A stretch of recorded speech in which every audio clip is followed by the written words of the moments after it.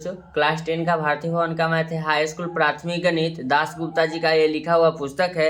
हम लोग पढ़ रहे हैं नियामक ज्यामिति। नियामक ज्यामिति में प्रश्नावली 1 का बी पढ़ रहे हैं। प्रश्नावली क्या पढ़ रहे हैं? 1 का बी पढ़ रहे हैं। ठीक है ना बच्चों? तो 1 का बी में हम लोगों ने 7 का पहला नंबर क्वेश्चन तक हल कर दिया। ठीक है ना? अगर आप लोगों ने उसे नहीं देखा है तो उसे जरूर देख लेंगे। ठीक है ना? चलिए आज 7 का दूसरा नंबर प्रश्न के पास चलते हैं। 7 का दूसरा नंबर प्रश्न क्या कहता है, चलिए देखते हैं। ठीक है ना? चलिए 7 का दूसरा नंबर प्रश्न क्या कहता है, चलिए देखते हैं बच्चों। 7 का दूसरा नंबर प्रश्न कहता है कि उन बिंदुओं का निर्देशांक ज्ञात कीजिए या करें जो बिंदु 2, -2 और 7, -7, 4 को मिलाने वाली रेखाखंड को समत्रिभाजक करते हैं। यानी समत्रिभाजक का मतलब हुआ बाबू कि सम मिस बराबर, त्रिमिस 3, भाजक यानी बांटना, यानी कि 3 बराबर भागों में बांटना। सेम वही तरह का सवाल है। अगर आप लोगों ने 7 का पहला नहीं देखा है तो आप लोगों को समझ में नहीं आएगा बाबू। ठीक है, चलिए 7 का दूसरा नंबर प्रश्न के बाद चलते हैं। 7 का दूसरा नंबर प्रश्न लिखेंगे। ठीक है, 7 का दूसरा नंबर प्रश्न है, सबसे पहले एक रेखाखंड लेंगे जिसे 3 बराबर भागों में हमको बांटना है, जिसका नाम हमने मान लिया ए, ये हुआ बी। एक रेखा हुआ, इसको 3 बराबर भागों में हमको बांटना है। चलिए एक भाग मान लिए पी, ये हो गया यहाँ क्यू, ये हो गया बी। तो 1 2 3, एक भाग, 2 भाग, 3 भाग, हम उतना इंच नहीं रख रखे। ठीक है ना? मान लिया कि ये 3 बराबर भागों में बट गया। ठीक है ना? आप लोग अपने हिसाब से इंच रख के मान भी सकते हैं। हमको दिखाना है, ठीक है ना, समझाना है। 3 बराबर भाग में हमको क्या करना है, इसको बांटना है। तो इसको हम मान लिया एक, इसको भी एक, इसको भी एक। किस लिए का मानना? क्योंकि सबको हमको बराबर, अगर एक्स मानेंगे तो सबको एक्स मानना होगा। ठीक है ना? वाई मानेंगे तो सबको वाई मानना होगा।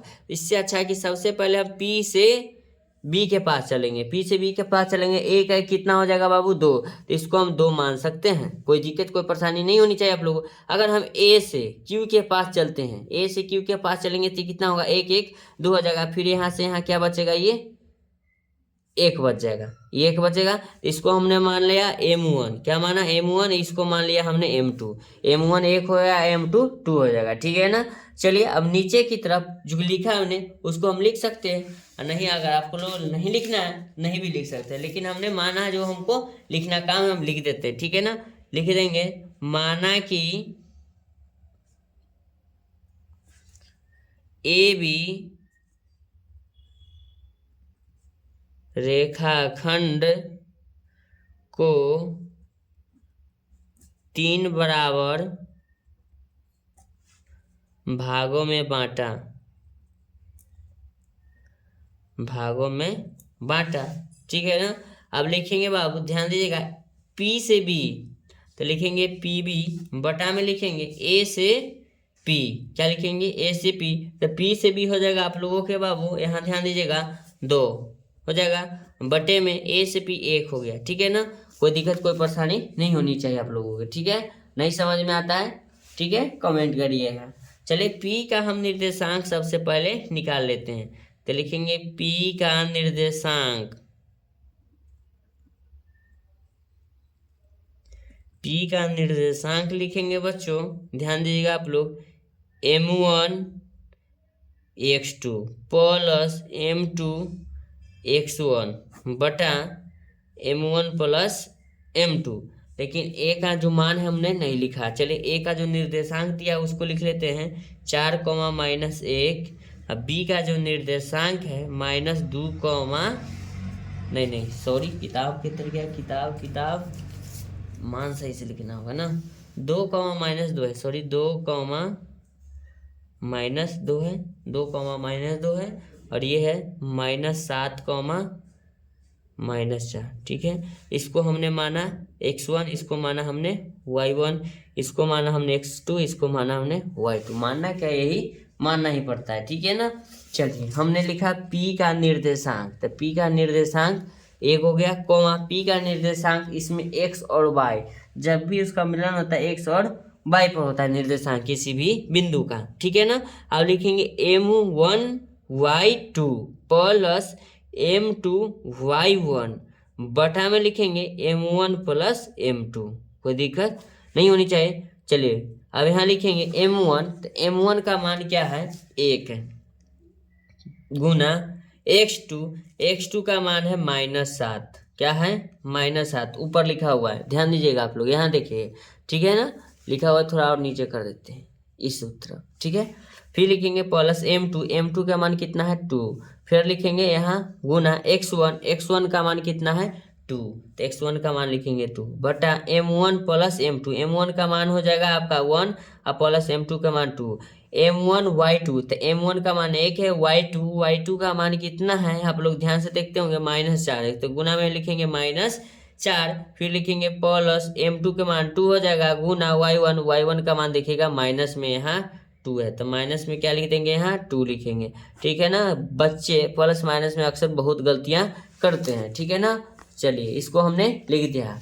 चलिए अब इसको हम सॉल्यूशन की तरफ चलते हैं। 7 गुना 1 -7 हो जाएगा, प्लस 2 दूना कितना होगा 4 बटे 2 1 कितना हो जाएगा 3, कॉमा लगाएंगे 4 गुना 1 माइनस है तो -4 प्लस 2 गुना 2 कितना होगा -4 बटा में लिख देंगे 2 1 3 ब्रैकेट ऑफ लिखेंगे कितना होगा 7 में से 4 घटेगा 3, लेकिन माइनस की संख्या ज़्यादा है इसलिए लिखेंगे -3 बटा 3, कॉमा लगाएंगे माइनस लिखेंगे 4 प्लस गुना -4 बटे लिखेंगे 3, 3 से 3 कट जाएगा तो इसको हम लिख सकते हैं, एक बार में जाएगा तो इसको हम लिख सकते हैं -1, क्या लिखेंगे -1, कॉमा में लिखेंगे, ध्यान दीजिएगा आप लोग यहाँ क्या है, सॉरी 1 मिनट ध्यान से आप लोगों ने ध्यान से देखिएगा, ये माइनस नहीं था, सॉरी मिस्टेक। 7 का दूसरा नाम देखिए, देखिए 7 -7 है, ठीक है ना, हमने माइनस लिख दिया सब मिस्टेक से।